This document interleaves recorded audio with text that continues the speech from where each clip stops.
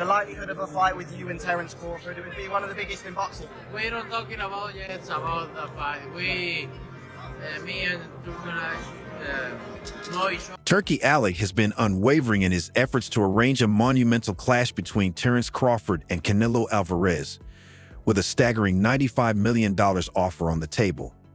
It seemed like boxing's next mega-fight was within reach. However, in a surprising turn of events, Crawford has decided to decline the deal. If it isn't Canelo next year, are you done from the sport, Terence? I wouldn't say that. Right now, I'm just weighing out my options and looking for the best opportunities and options for Terence Crawford in my career.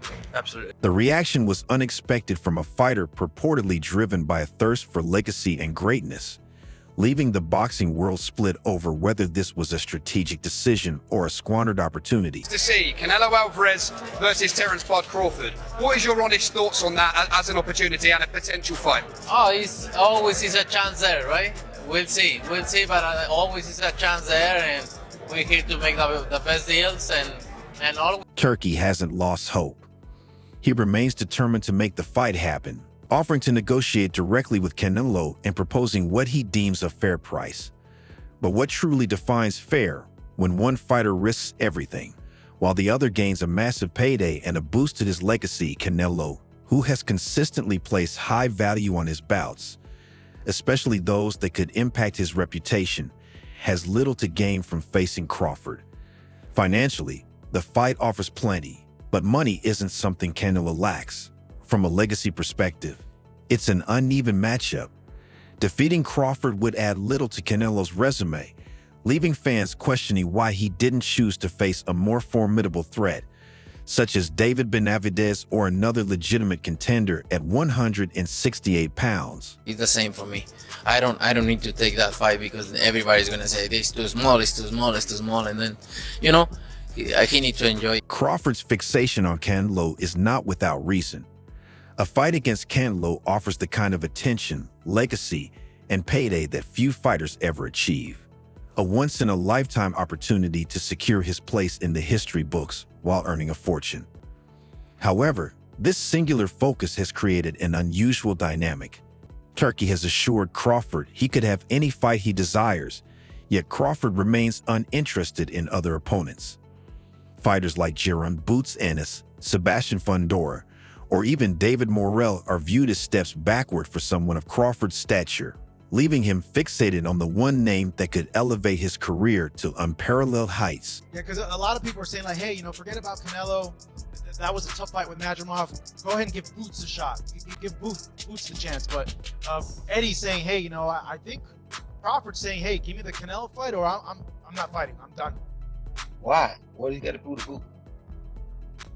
Boot trying to take over and start beating the guys around him. Dude, he's the best of that group. Bud is in the group above him. Bud don't need to come back down to 47 to beat him. That's crazy. Why would he? Bud looking to try to make it. Avoiding these fights might not be the smartest strategy.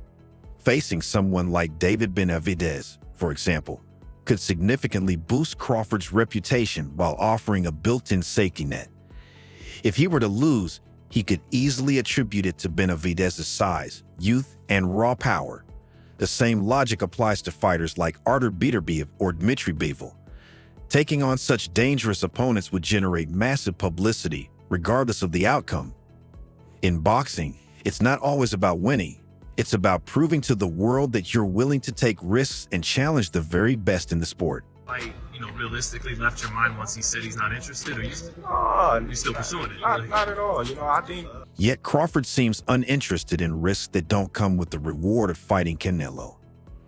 His unwavering focus has left some fans questioning his true intentions. Is he genuinely chasing greatness, or is he hesitant to risk his unblemished record against opponents who don't offer the same level of fame and fortune? The criticism grows louder with each passing day. Fighters like David Benavidez and David Morrell are clamoring for big fights, and Crawford's decision to bypass these opportunities isn't sitting well with a fan base hungry for action. It's his weight class. 75 is his weight class, and he do nothing in 175. Really, he's not the same. Canelo, meanwhile, has his own challenges to address. A potential fight against David Benavidez is the matchup fans are truly eager to see, and it's one that could solidify the respect he's long sought. However, even that bout comes with its complications. Reports suggest Canelo is seeking an astronomical $200 million for the fight, a figure that makes the $100 million offer for Crawford seem modest by comparison. If Canelo is holding out for such an immense payday, it's difficult to imagine him stepping into the ring with Crawford for less, especially when the stakes and rewards are considerably lower. Canelo, Johnny Boy Boxing, Fight Hype. I just want to ask you, what do you think about Terence Crawford? What do we think about Terence Crawford's performance, and do you want to get a fight with him? If the money is right, I mean... $100 million? I heard Turkey offered you a big money. The dynamics of this situation are complicated, to say the least. Turkey's effort to broker a deal has introduced another layer of complexity. While his enthusiasm is commendable, it's evident he may be underestimating what it takes to lure Canelo to the negotiating table. The promise of a fair price might sound appealing, but Canelo's history shows he's not one to settle for anything less than what he believes he's worth. And why should he? At this point in his career, Canelo has nothing left to prove. His legacy is cemented, and his financial future is already secure. Doing that. Where do things stand with Turkey? Turkey said he would like to open a line of communication with you. No middlemen, just you and him. I never say no to business. So if it is a business for me, I'm open to talk, no matter what. For Crawford, the stakes are entirely different. One misstep could tarnish his legacy, but a significant victory could elevate him into the pantheon of all-time greats. This makes his reluctance to face anyone other than Canelo all the more perplexing. A fight against Benavidez or Bivol wouldn't just be a notable matchup. It could potentially be even more impactful than fighting Canelo. Losing to a much larger opponent would come with built-in justifications, while the publicity would still be immense. Fans would admire the bravery required to step into the ring with a bigger, stronger foe, even if the outcome wasn't in his favor. Very, very effortlessly. He's a tough guy to deal with, and 12 rounds is a long time. But Crawford has a very deep bag of tricks. He's got great, very high boxing IQ. We always watch him early on. He's collecting data on his opponent. Madrimov was a tough nut to crack. It took him a lot of rounds to figure it out, but 9, 10, 11, 12, he started really pushing that pace, was able to get his hands off. Instead of exploring alternative options, Crawford has remained fixated on Canelo. His decision to decline Turkey's $100 million offer sends a mixed message. On one hand, it signals that Crawford is serious about not appearing desperate for the fight. On the other, it raises doubts about whether he's genuinely interested in taking on the best challenges available. For Turkey, the path forward is uncertain. He has shown he's willing to go the extra mile to make this fight happen, but optimism alone may not be enough. The reality is that Canelo holds all the leverage, and he's fully aware of it. If Turkey wants to turn this dream into reality, he'll need to present something truly extraordinary, something far beyond just a hefty payday. As for Crawford, his options are dwindling. The longer he waits, the more the boxing world moves on, leaving his legacy hanging in the balance. I just want the opportunity, to fight the best fighter in my generation that's out there. He's the most accomplished fighter, and I would just like to, fight. Fighters like Benavidez, Morrell, and even Bivol are making a name for themselves, and each missed opportunity chips away at Crawford's relevance. He may not find these matchups appealing right now, but in the grand scheme of things, they could be the stepping stones he needs to build the legacy he craves. Despite all of this, Crawford chose to fight Madiev. About that, to Canelo didn't exactly showcase Crawford as a worthy opponent. Even though Crawford secured a unanimous decision victory, Canelo openly suggested that Madiev deserved a better outcome. Speaking to Fight Hype, the Mexican superstar made his stance clear. I think he knows why there are weight classes. He had a good fight, but for me, I think he lost the fight, or it could have been a draw. They talk all the crazy stuff about me going up and having a tough time, but he went up in weight and lost. That's the difference. I went up weight and won. He went up and lost. So let's not do that, Canelo. Canelo's words carry significant weight. He's not just a spectator in Crawford's career. He's the fighter many expect Crawford to face, should he make the full jump to super middleweight. For Canelo to criticize Crawford's debut at super welterweight as anything less than stellar undermines any momentum Crawford hoped to build toward that potential showdown. From Crawford's perspective, his debut in a higher weight class was meant to be a statement. Real Medvedev, with only 11 professional fights, might not have had the most extensive resume, but his amateur pedigree and awkward style still posed a legitimate challenge. Crawford showed glimpses of his usual brilliance, but Medvedev also found moments of success, making the fight competitive and raising questions about Crawford's readiness for bigger challenges. The others say, like, no, that's 2 more weight classes. Like, once he gets touched by Canelo, it's going to be different. I am concerned about him absorbing a Canelo punch, especially through the course of 12 rounds. We do know this about Canelo. He's going to slow down. Promoter Eddie Hearn didn't hold back in expressing his frustration with the outcome, arguing that Medvedev was unfairly judged and that Crawford didn't do enough to claim the belt. Hearn's comments echo what many in the boxing world are thinking, and that critique alone casts a shadow over Crawford's victory. When paired with Canelo's harsh verdict, it raises an even bigger question. Why would Canelo entertain the idea of fighting Crawford now? Canelo's position is unique. He's not just another champion.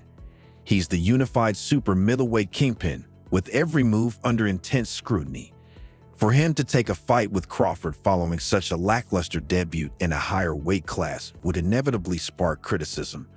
Fans would accuse him of targeting a smaller, weaker opponent, especially if Crawford struggles in the ring against him. I don't think it's a fight Canelo really wants, if I'm honest, because I think he feels like he won't get a lot of credit beating a light middleweight. And Crawford's going to move a lot in that fight, which is not ideal for Canelo. But what's his options? I mean, For Canelo, the risk doesn't seem to justify the reward. Even if he were to win convincingly, as many expect, the narrative could easily turn against him. Rather than celebrating another accomplishment, he'd likely face accusations of cherry-picking a smaller fighter whose move up in weight was far from impressive. Crawford's unanimous decision over Medvedev did add another belt to his collection, making him a 4-division world champion. But it also raised doubts about his ability to handle the size, power, and skill of fighters in higher weight classes. These doubts make a fight with Canelo less appealing for Alvarez, who is focused on solidifying his legacy against truly worthy opponents. A matchup with Crawford now feels less like a career-defining challenge and more like an unnecessary risk. Turki Al-Sheikh playing games. You got somebody ask Turki Al-Sheikh, is this happening? Look at his response about Crawford facing Canelo. Look at his response. Make the fight, Turkey, make the fight. Canelo's fight against Edgar Berlanga underscored the stark difference in stakes. While Berlanga isn't yet a household name, he's a natural super middleweight with knockout power and youth on his side. Canelo's victory against Berlanga reaffirmed his dominance in the division and preserved his legacy. A fight with Crawford, however, doesn't offer the same kind of validation. Crawford's situation becomes even more complicated when viewed through this lens. Medvedev was supposed to be a stepping stone, a way for Crawford to prove he could compete at higher weights and justify the hype surrounding a potential showdown with Canelo. Instead, his performance gave critics more ammunition and made Canelo's skepticism all the more apparent. Just from your expert opinion, knowing how Canelo fights, what he's like in the ring, I know you haven't been in the ring with Terence, but what do you think of that fight? I truly believe, that, anything can happen in boxing, you know what I'm saying? And Terence Crawford is a legend. He's great. He's a great fighter. The only thing I see that I favor Canelo is that, his weight. Yeah.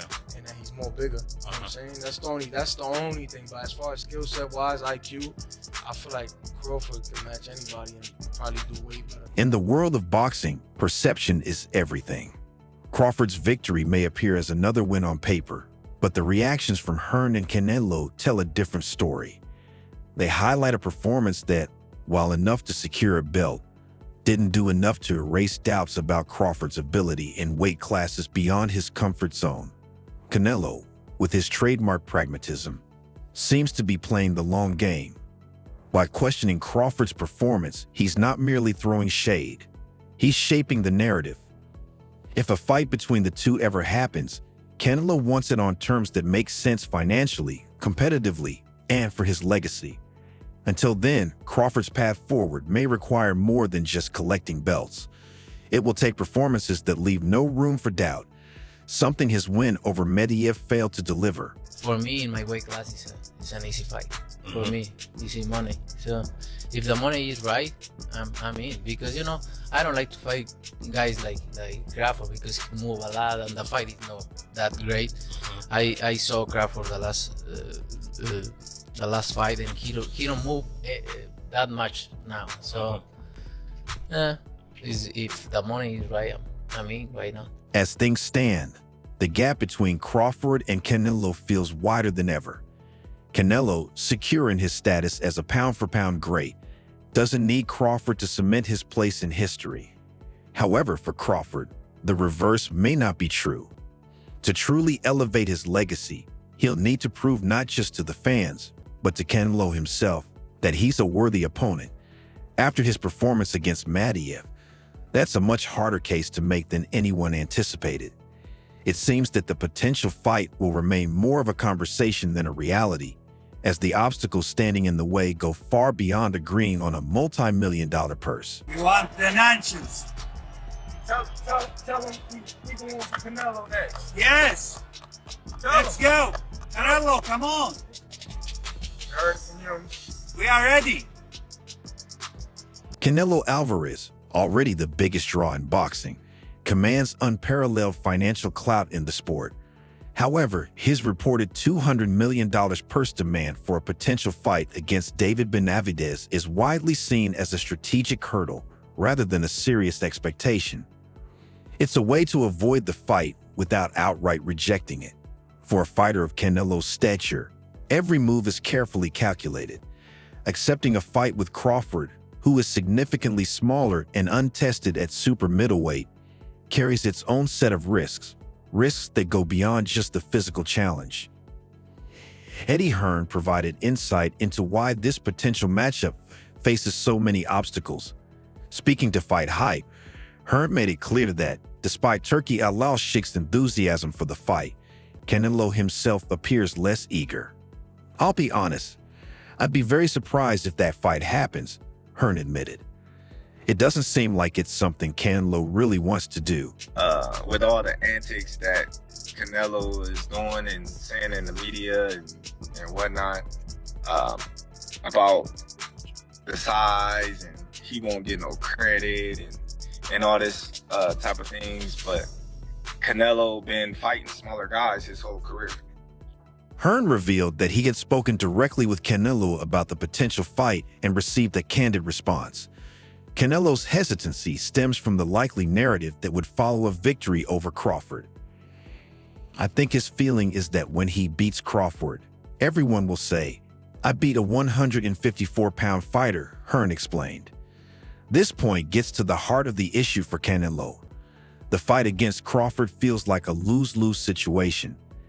If he wins, critics will dismiss it as a foregone conclusion against a smaller opponent. If he loses, the backlash would be even harsher, with questions raised about how a generational talent like Canelo could be outclassed by someone moving up 2 weight divisions. The size disparity is not just a talking point. It's a central factor in the entire discussion. Crawford, despite his immense skill and dominance, has yet to prove himself at 168 pounds. Medvedev, a natural super welterweight with a tricky style but limited professional experience, managed to expose some vulnerabilities in Crawford's game. Demetrius Andrade, another respected figure in the boxing world, offered a blunt assessment of Crawford's chances at 168 pounds. Speaking to Fight Hub TV, Andrade said, "Canelo is a fierce wolf and can run all night. I think Crawford has the skills, but when it comes to Saul, taking punches and blocking power punches, Canelo also knows how to move. He has agility, not like a robot." Andrade's analysis underscores the uphill battle Crawford would face in such a matchup. Canelo's ability to absorb punches, control the pace, and adapt in the ring would likely counteract Crawford's technical advantages.